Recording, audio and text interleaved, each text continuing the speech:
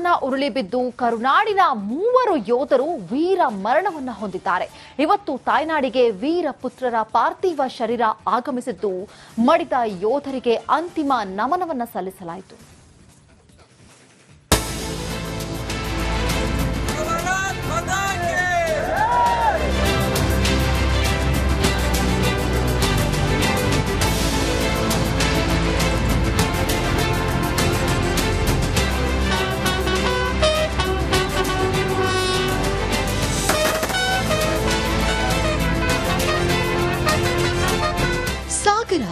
ಅಗಲಿದ ವೀರ ಪುತ್ರರನ್ನ ನೋಡಲು ಜನಸಾಗರ. ವೀರ ಯೋಧರನ್ನ ಕಳೆದುಕೊಂಡು ಕಂಬನಿ ಮಿಡಿದ ಕರ್ನಾಟಕ. ಎಲ್ಲೆಲ್ಲೂ ಒಂದೇ ಘೋಷಣೆ, ಒಂದೇ ಜೈಕಾರ, ಅಮರ್ ರಹೇ, ಅಮರ್ ರಹೇ, ಅಮರ್ ರಹೇ.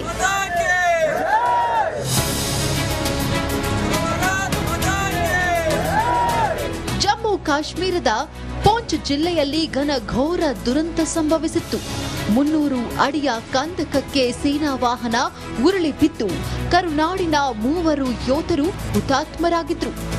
ಬಾಗಲಕೋಟೆಯ ಯೋಧ ಮಹೇಶ್, ಉಡುಪಿಯ ಸಿಪಾಯಿ ಅನೂಪ್, ಬೆಳಗಾವಿಯ ಸೈನಿಕ ದಯಾನಂದ ವೀರ ಮರಣ ಹೊಂದಿದ್ರು. ಇವತ್ತು ತಾಯ್ನಾಡಲ್ಲಿ 3 ವೀರ ಪುತ್ರರ ಅಂತ್ಯಕ್ರಿಯೆ ನಡೆಯಿತು. ಉಡುಪಿಯ ವೀರ ಪುತ್ರನಿಗೆ ಅಂತಿಮ ನಮನ. ಹುತಾತ್ಮ ಅನೂಪ್ ನೋಡಲು ಜನಸಾಗರ. ಸೇನಾ ವಾಹನ ದುರಂತದಲ್ಲಿ ಉಡುಪಿ ಜಿಲ್ಲೆಯ ಪಿಚಾಡಿಯ ವೀರ ಯೋಧ ವೀರ ಮರಣ ಹೊಂದಿದ್ರು.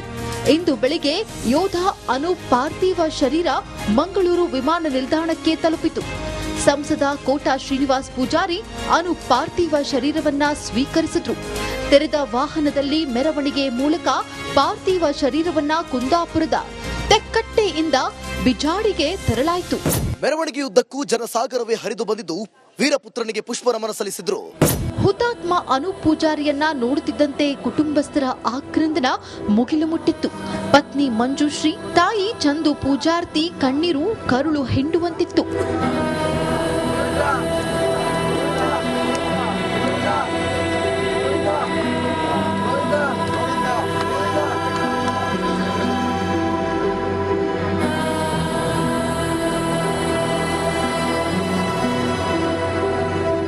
ಬಿಜಾಡಿ ಶಾಲೆಯಲ್ಲಿ ಹುತಾತ್ಮ ಅನೂಪ್ ಅಂತಿಮ ದರ್ಶನಕ್ಕೆ ವ್ಯವಸ್ಥೆ ಮಾಡಲಾಗಿತ್ತು. ಅಂತಿಮ ನಮನ ಸಲ್ಲಿಸಲು ಜನಸಾಗರವೇ ಹರಿದು ಬಂದಿತ್ತು. ಹುತಾತ್ಮ ಅನೂಪ್ಗೆ ಸೇನಾ ಗೌರವ. ಅನೂಪ್ ಪೂಜಾರಿ ಪಾರ್ಥಿವ ಶರೀರಕ್ಕೆ ಸೇನಾಧಿಕಾರಿಗಳು ಗೌರವ ಸಲ್ಲಿಸಿದ್ರು. 3 ಸುತ್ತು ಕುಶಲೋತೋಪು ಸಿಡಿಸಲಾಯಿತು. ಪತ್ನಿ ಮಂಜುಶ್ರೀಗೆ ತ್ರಿವರ್ಣ ಧ್ವಜ ಹಸ್ತಾಂತರಿಸಲಾಯಿತು. ಭಾರತ್ ಮಾತಾ ಕಿ ಜೈ ಘೋಷಣೆಗಳು ಮೊಳಗಿದ್ವು.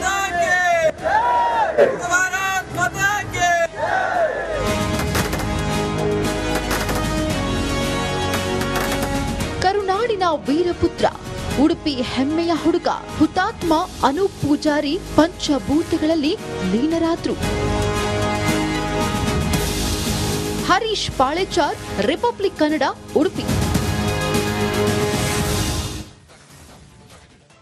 ಸೇನಾ ವಾಹನ ದುರಂತದಲ್ಲಿ ಬೆಳಗಾವಿ, ಬಾಗಲಕೋಟೆಯ ಯೋಧರು ಹುತಾತ್ಮರಾಗಿದ್ರು. ಇವತ್ತು 2 ವೀರ ಪುತ್ರರ ಅಂತ್ಯಕ್ರಿಯೆ ನಡೆಯಿತು. ಎಲ್ಲೆಲ್ಲೂ ಅಮರ್ ರಹೇ ಘೋಷಣೆ ಮೊಳಗಿತು.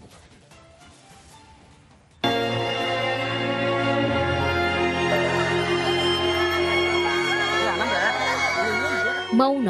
ಮಡಿದ ವೀರ ಯೋಧರ ಮನೆಯಲ್ಲಿ ನೀರವ ಮೌನ. ಮುಗಿಲು ಮುಟ್ಟಿದ ಕುಟುಂಬಸ್ಥರ ಆಕ್ರಂದನ. ಇಡೀ ಊರಲ್ಲಿ ಮಡುಗಟ್ಟಿದ ದುಃಖ, ಎಲ್ಲೆಲ್ಲೂ ಶೋಕಸಾಗರ. ಬಾಗಲಕೋಟೆ ಯೋಧನಿಗೆ ಅಂತಿಮ ನಮನ. ವೀರಪುತ್ರನ ಅಂತಿಮ ದರ್ಶನಕ್ಕೆ ಜನಸಾಗರ.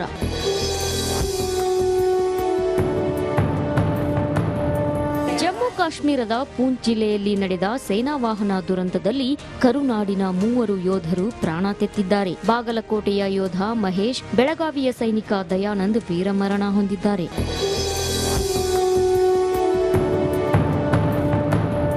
ಬೆಳಗಾವಿಯಿಂದ ಮಧ್ಯಾಹ್ನ 12ಕ್ಕೆ ಬಾಗಲಕೋಟೆಯ ಮಹಾಲಿಂಗಪುರಕ್ಕೆ ಹುತಾತ್ಮ ಯೋಧನ ಪಾರ್ಥಿವ ಶರೀರ ಆಗಮಿಸಿತು. ಸ್ವಗ್ರಾಮದ ಸರ್ಕಾರಿ ಪ್ರೌಢಶಾಲೆಯಲ್ಲಿ ಅಂತಿಮ ದರ್ಶನಕ್ಕೆ ವ್ಯವಸ್ಥೆ ಮಾಡಲಾಗಿತ್ತು. ಸಾವಿರಾರು ಜನ ಯೋಧ ಮಹೇಶ್ಗೆ ನಮನಿಸಿದರು.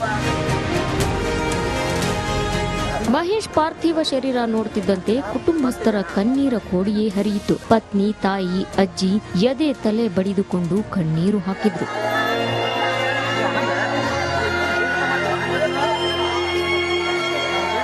ಮಹಾಲಿಂಗಪುರದ ಕೆಂಗೇರಿಮಡ್ಡಿಯ ಸರ್ಕಾರಿ ಜಾಗದಲ್ಲಿ ಹುತಾತ್ಮ ಮಹೇಶ್ ಅಂತ್ಯಕ್ರಿಯೆ ನೆರವೇರಿತು. ಸಕಲ ಸರ್ಕಾರಿ ಗೌರವದೊಂದಿಗೆ ಮಹೇಶ್ ಅಂತ್ಯ ಸಂಸ್ಕಾರ ನಡೆಯಿತು. ಎಲ್ಲೆಲ್ಲೂ ಮಹೇಶ್ ಮರಿಗೊಂಡ ಅಮರ ರಹೇ ಘೋಷಣೆಗಳು ಮೊಳಗಿದ್ವು.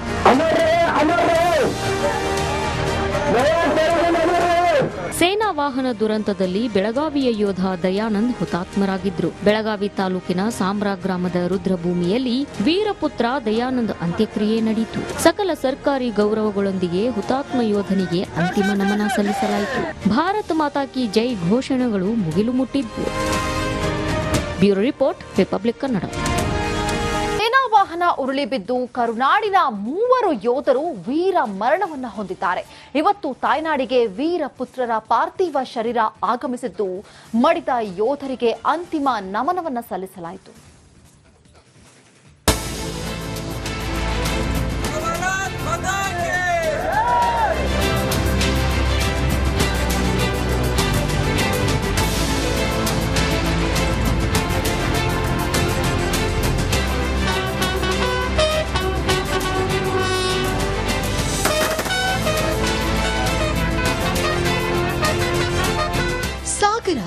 ಅಗಲಿದ ವೀರ ಪುತ್ರರನ್ನ ನೋಡಲು ಜನಸಾಗರ. ವೀರ ಯೋಧರನ್ನ ಕಳೆದುಕೊಂಡು ಕಂಬನಿ ಮಿಡಿದ ಕರ್ನಾಟಕ. ಎಲ್ಲೆಲ್ಲೂ ಒಂದೇ ಘೋಷಣೆ, ಒಂದೇ ಜೈಕಾರ. ಅಮರ್ ರಹೇ, ಅಮರ್ ರಹೇ, ಅಮರ್ ರಹೇ.